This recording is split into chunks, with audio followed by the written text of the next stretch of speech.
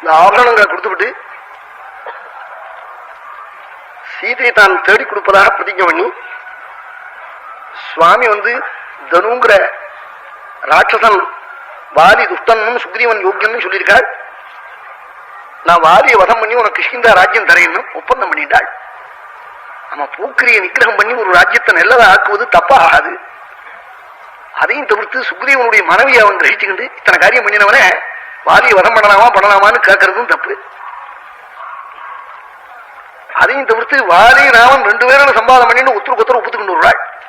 இருக்கிறவன் விட மாட்டேங்கிறான், வாலிவதம் தப்புங்கிறான்.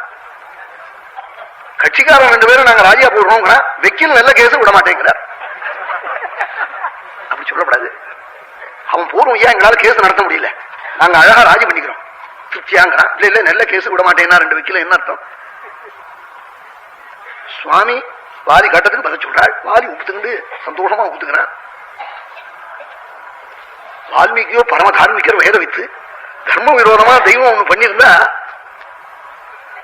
அதை அதர்மம்னு சொல்லியிருப்பார். அவரும் சொல்லல. அப்போ சுக்ரீவனுக்கு ராமனுடைய வீரியத்துல சங்கை இருந்தது. இதெல்லாம் ஜீவனுடைய சுபாவம்.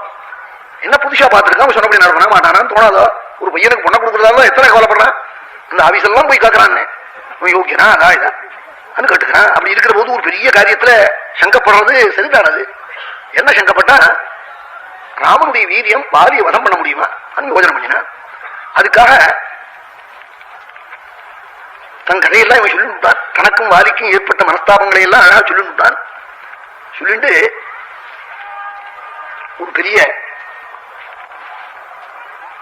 துந்துகின்னு சொல்லி ஒரு பெரிய அசுரன் அவனை வாலி வதம் பண்ணி அஸ்தி குமிஞ்சு கிடக்கு. இத ராமா நீங்க பானத்தினால பிரட்டி தள்ளினேனா நீங்க வாலியை வதம் பண்ணுவேன்னு நான் நினைப்பேன் சொன்னார். சுவாமி என்ன பண்ணினாள், பாதாங்குஷ்ட அப்படி இடது கால் கட்டவர்களால பிரட்டி எட்டி கொண்டு போய் யோஜனைக்கான தள்ளிவிட்டாள். அப்பவும் சுக்ரீவனுக்கு சங்கை ஏற்பட்டது. அப்போ மிந்தி வாலி அவனை கொள்ற போது ரத்தம் கித்தம் மாம்சம் நிம்சங்கள்லாம் இது கொண்டு எத்தனையோ ஒரு நாள் இப்போ எல்லாம் காஞ்சி கிடக்கு, வெயிட்டு குறைஞ்சு போச்சுன்னு அப்படி நினைச்சான். அதுக்காக மறுபடியும் என்ன பண்ணினா சால விருட்சத்தை காமிச்சான். 7 சால விருட்சமா இத உருபு சால விருட்சத்தை நீங்க தொலைச்சேலையானா நீங்க நல்ல வீராள் நான் நினைப்பேன். சுவாமி 7 சாலத்தையும் ஒரு பானத்தால தொலைச்சு மலைக்குள்ள பூந்து வந்த பானம் பூமியிலையும் பூந்து ஒரு அம்பரா தூணிலையும் வந்துடுது. அப்பதான் சுக்ரீவனுக்கு ரொம்ப தைரியம் உண்டாச்சு. ராமன் எதையும் பண்ணுவேன்னு தீர்மானம் பண்ணிவிட்டான்.